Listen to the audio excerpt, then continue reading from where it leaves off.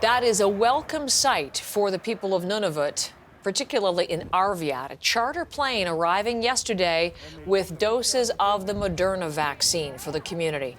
Arviat, we have talked about often last year, the site of Nunavut's worst outbreak, 222 people infected in a community of just 3,000. No active cases, though, right now of COVID-19. And this morning, a vaccine clinic opens to try to keep it that way.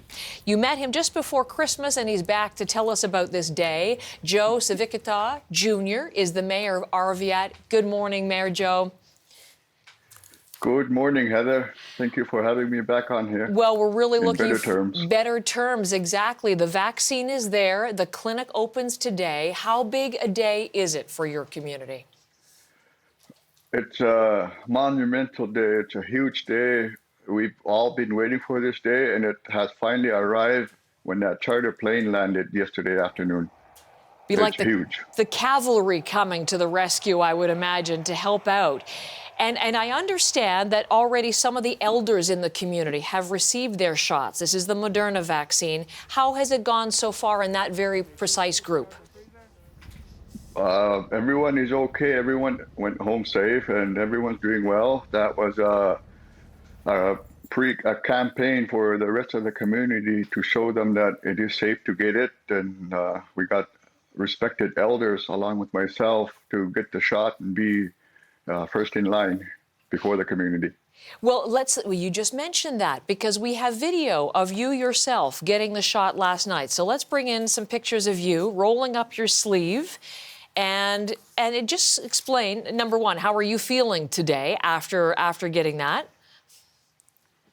I feel no different than before I got the needle, the shot, other than pride and a feeling of safe halo around me now. That's a great way to describe it. Some protection around you now. But the fact that you did that in front of the cameras, why did you do that, Mayor Joe? We purposely did this ahead of schedule, ahead of time, because there was a lot of misunderstanding and misinterpretation and fear going around with this vaccine that arrived. So we wanted to prove that it's safe, and it is safe. So that's why we did what we did, to encourage people. That's interesting. What are the fears? What do people think? What are they worried about this vaccine? Oh, it's all kinds of, I could spend a few hours explaining the different things I heard, but some of them are quite ridiculous. Some people thought that you're going to die if you get it and so on. So we wanted to prove that that's not the case, and we proved that last night.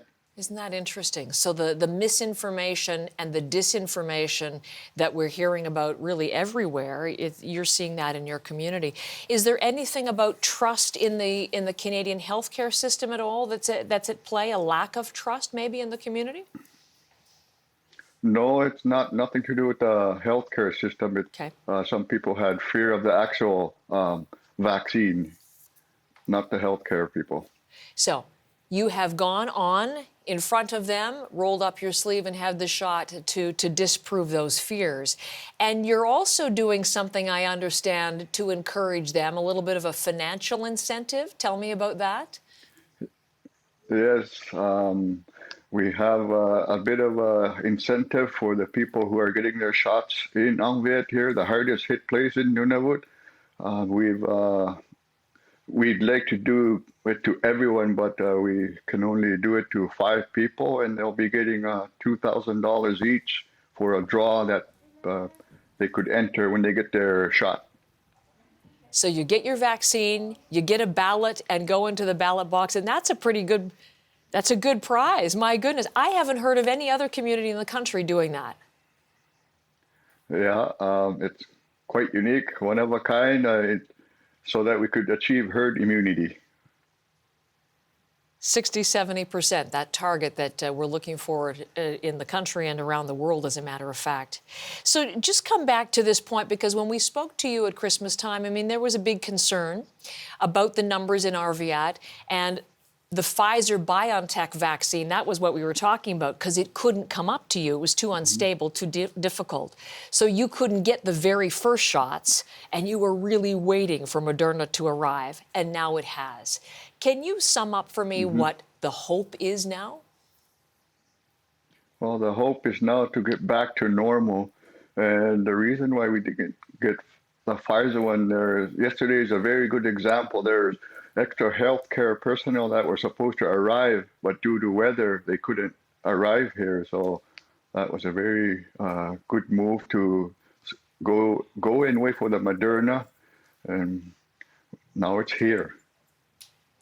And you were never in doubt that you would get your supply. You were patient, you told me at that time, and it sounds like you're pretty appreciative that it is in fact there.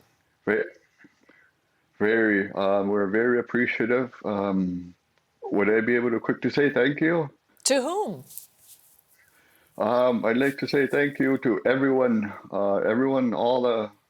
there were many Canadians that sent us supplies here personally, and that's what being Canadian is all about, helping each other. I also want to thank the Agnico Eagle Mines. They've helped us, supported us during these trying times. Also, I'd like to thank the Right Honorable Justin Trudeau, our Prime Minister. We, the people of the true North, strong and free, thank you. If anyone from the Prime Minister's office would happen to be watching this, please pass on our regards.